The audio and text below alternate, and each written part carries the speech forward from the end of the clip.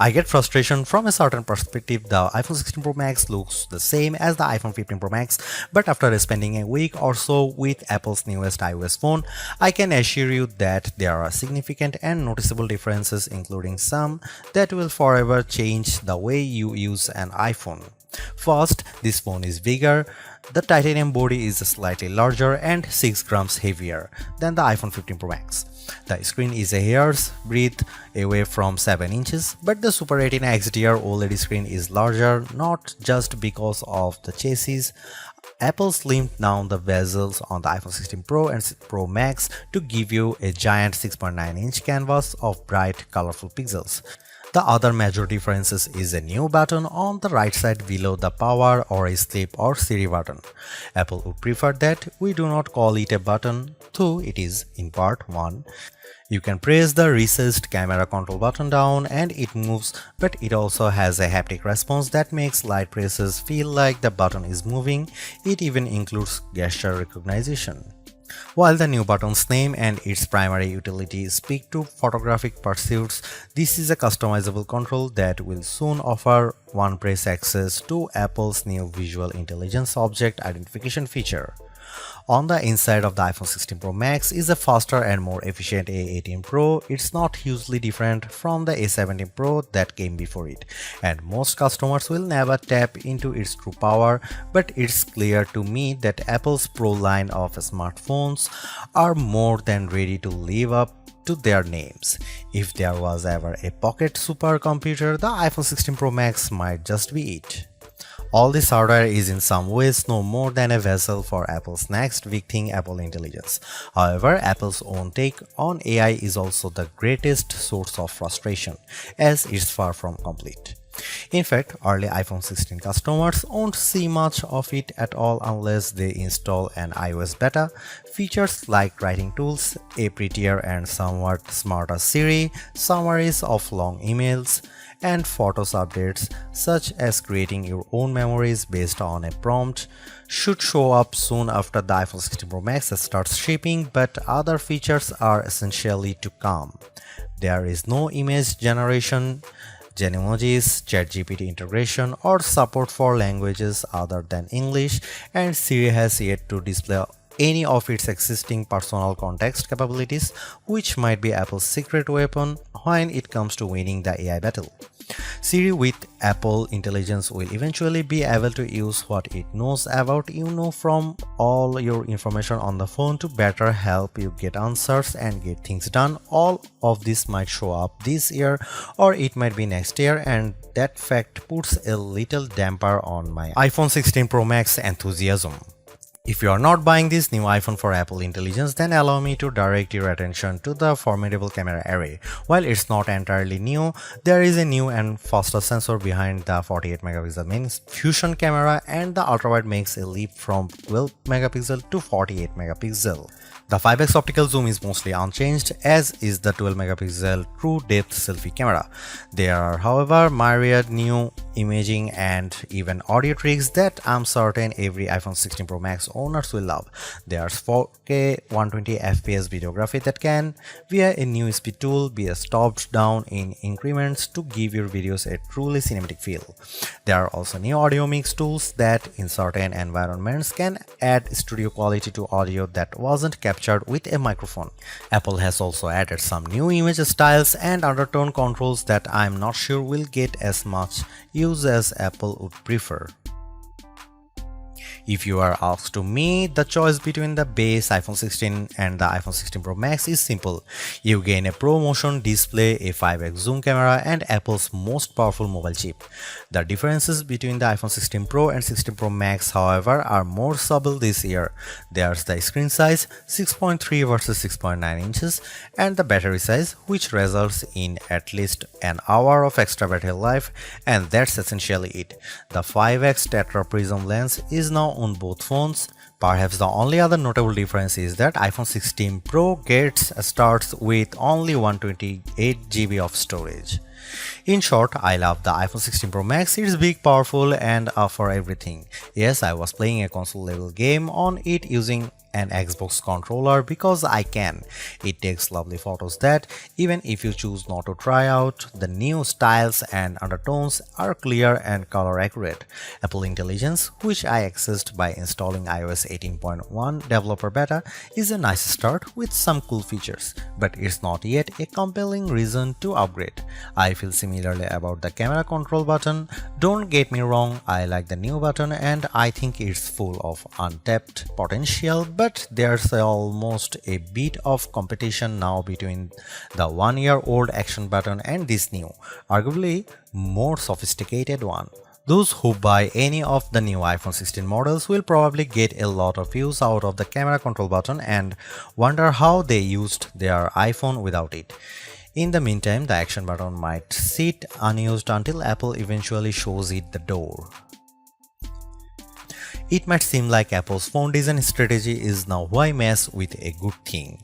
In some ways, that's true. The iPhone 16 Pro Max doesn't stray far from the aesthetic first established with the iPhone 12, but also carries forward the myriad challenge made over the last few generations, like the smoothed out edges and new action button which replaced the silent switch on the Pro models last year.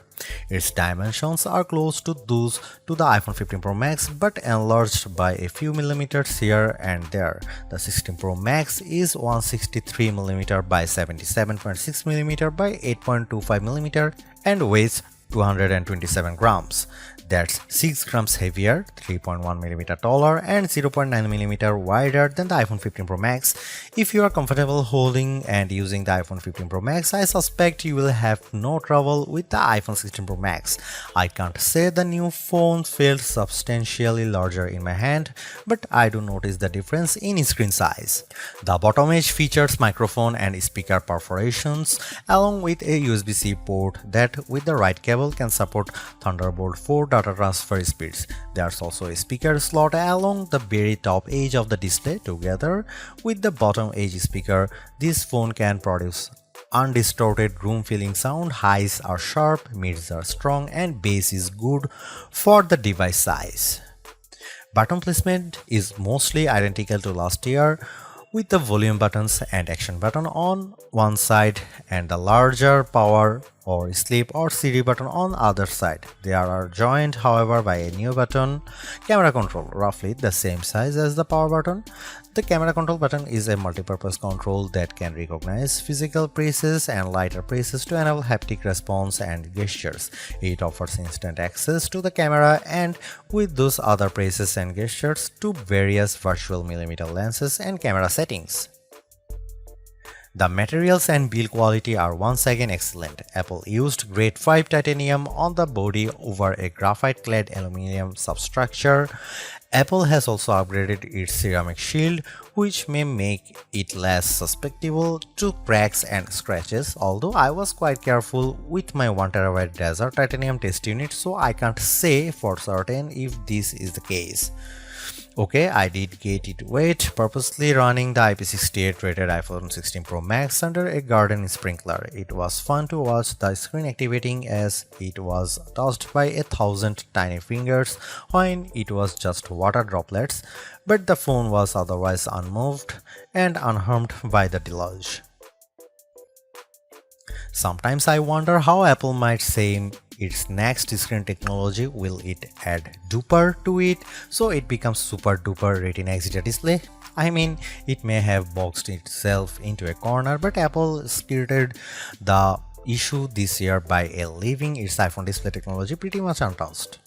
This is a giant screen, 6.9 inches, achieved through a combination of a slightly larger chassis and pleasingly thinner bezel. There are more pixels than last year. The iPhone 16 Pro Max screen is 2868 by 1320, while the iPhone 15 Pro Max is 2796 by 1290. There's more pixels but not a higher density. This is still 460 ppi and so falls behind the Samsung Galaxy S24 Ultra's QHD Plus display, at least on the ppi front. Apple also didn't mess with the dynamic island, which remains a useful and fungible information peel in the upper portion of the screen. It houses Face ID, depth sensors, and a 12 megapixel true depth camera. The camera takes excellent selfies and is my go-to for biometric unlocking. While the display's core specs haven't changed, they are worth noting. It's a white color gamut screen that supports HDR. True Tone always on display means you can see a less saturated version of your lock screen without unlocking the phone. 2000 nits of peak brightness outdoors and Pro Motion.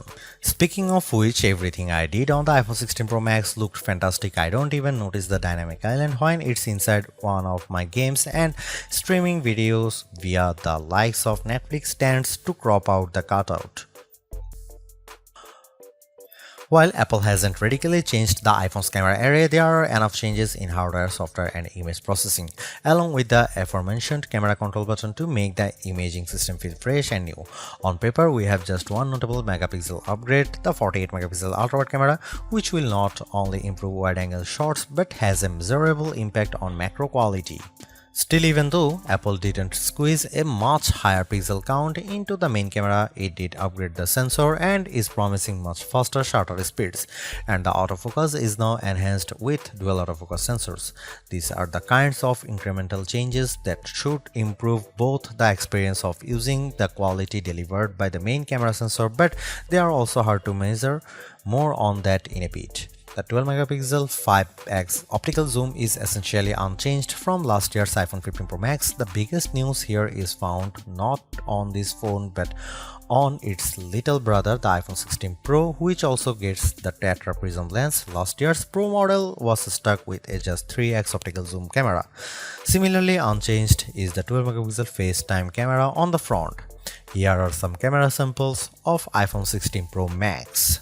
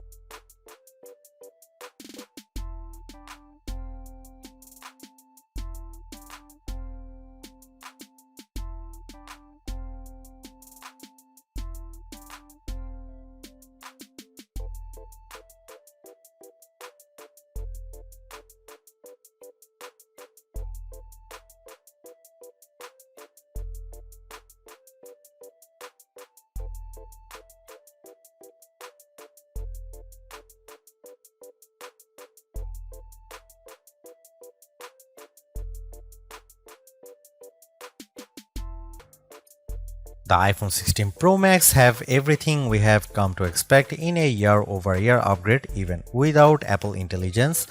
The 6.9-inch iPhone 16 Pro Max have a slew of upgrades including a good battery life, outstanding photo and video chops, and iOS 18. The iPhone 16 Pro Max are excellent phones worthy of a spot in your pocket if you can afford them.